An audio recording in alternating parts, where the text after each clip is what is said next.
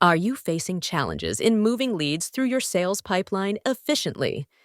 In this video, I'll show you how to analyze your sales pipeline using GoHighLevel's analytics tools to identify bottlenecks. A well-optimized pipeline is critical for boosting conversions, so let's dive in. Track key metrics. Focus on critical metrics like conversion rates, lead velocity, and time in stage data. GoHighLevel's analytics dashboard provides insights to help pinpoint where leads are getting stuck. Identify high drop-off stages. Examine where most leads are falling off.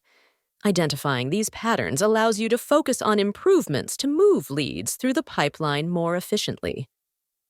Monitor response times. Analyze how quickly your team is responding to leads. Set up automated follow-ups in GoHighLevel to ensure no lead slips through the cracks.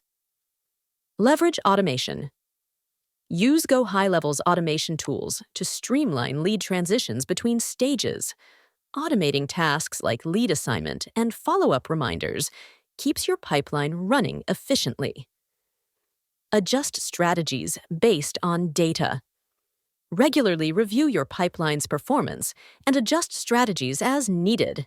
Use analytics to test new approaches and improve engagement with leads.